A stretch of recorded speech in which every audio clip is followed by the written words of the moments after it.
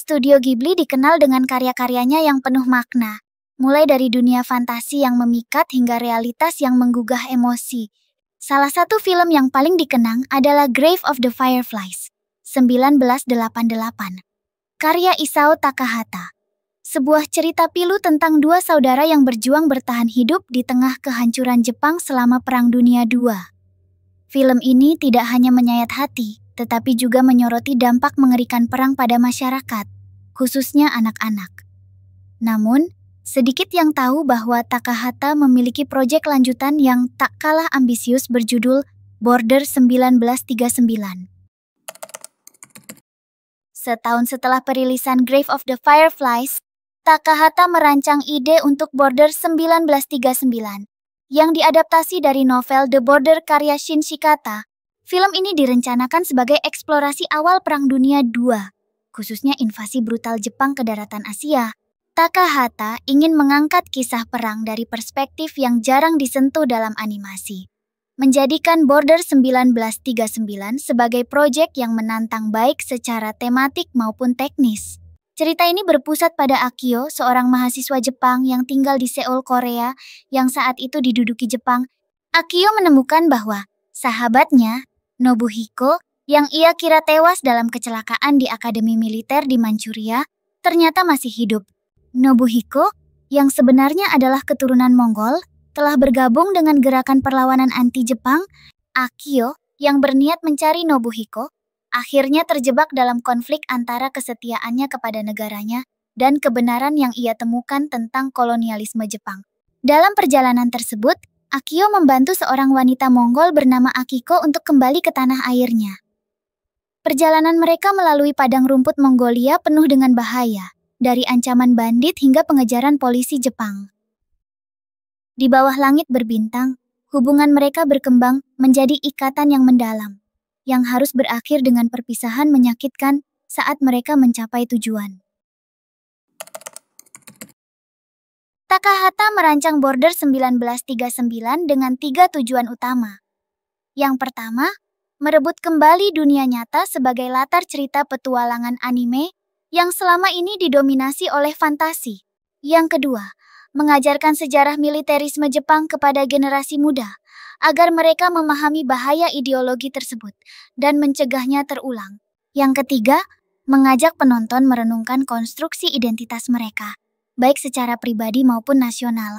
Seperti halnya Grave of the Fireflies, Takahata ingin mengajak penonton untuk tidak hanya terhibur, tetapi juga berpikir kritis tentang isu-isu sosial dan politik.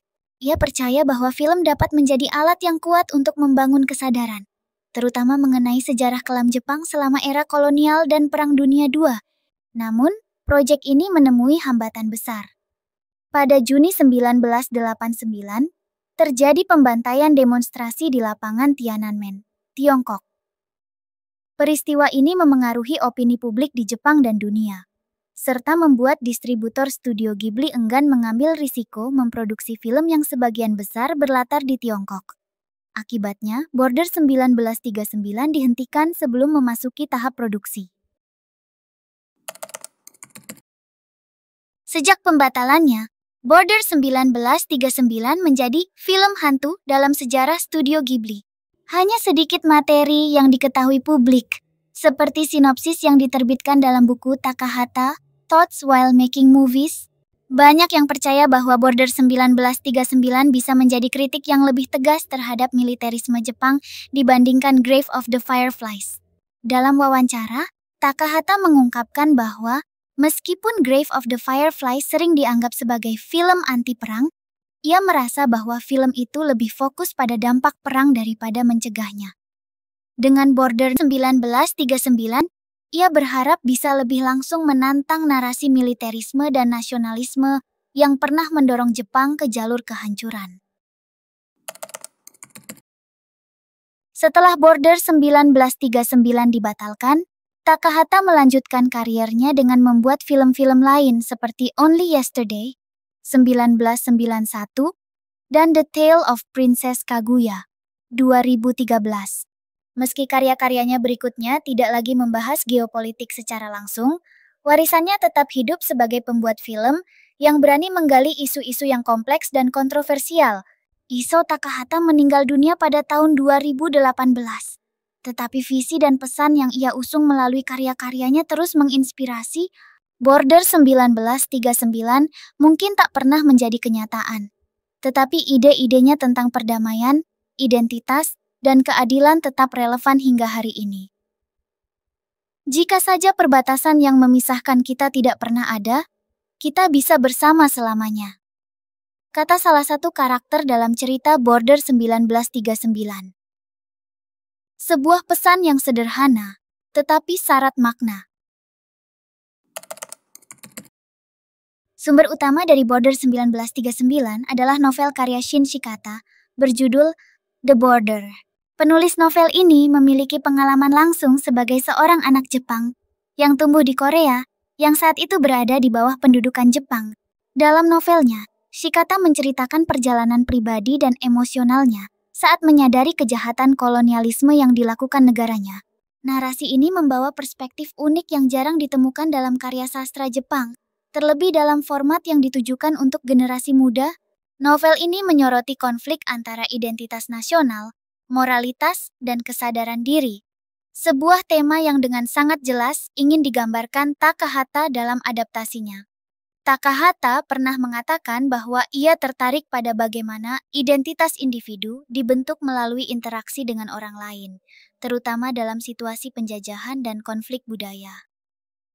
Ia ingin menggambarkan perjalanan batin seorang pemuda Jepang yang mulai mempertanyakan sistem yang membesarkannya. Meski berlatar belakang sejarah, pesan Border 1939 tetap relevan dalam konteks global saat ini. Konflik antara kekuatan kolonial dan kebebasan individu, perjuangan melawan opresi, serta pencarian identitas di tengah tekanan sosial adalah isu-isu yang masih kita hadapi di berbagai belahan dunia. Dalam film ini, karakter Akio melambangkan transformasi seseorang yang berani melawan narasi dominan dari negaranya sendiri.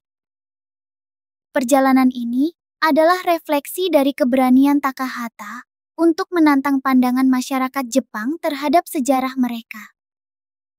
Jika kita tidak memahami sejarah kita sendiri, kita hanya akan mengulanginya. Anime, sebagai medium yang kuat, harus mampu berbicara kepada hati generasi muda untuk mencegah tragedi serupa terjadi lagi.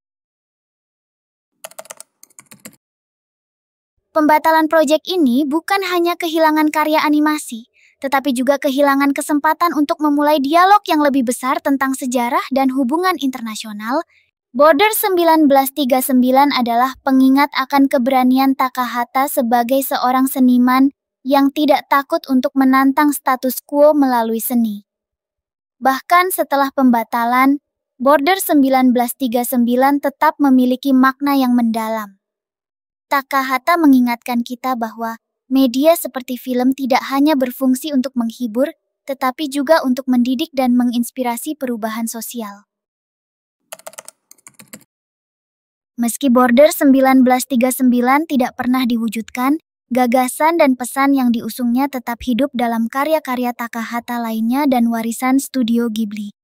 Perjalanan Akio di Border 1939 menggambarkan harapan untuk masa depan yang lebih baik, di mana batas-batas baik secara fisik maupun sosial tidak lagi memisahkan manusia. Film ini menjadi simbol dari ambisi Takahata yang tak tergoyahkan untuk menyampaikan kebenaran. Meski harus menghadapi rintangan besar, dalam dunia yang terus berubah, karya dan visi Takahata tetap menjadi pengingat bahwa seni memiliki kekuatan untuk menyatukan kita, melampaui batas-batas budaya dan sejarah. Sebagaimana Akio yang belajar melampaui identitasnya, kita pun diundang untuk merenungkan bagaimana kita mendefinisikan diri kita sendiri di dunia yang semakin saling terhubung. Meskipun Border 1939 tidak pernah menjadi nyata, pesan-pesannya terus menginspirasi, melintasi waktu dan generasi.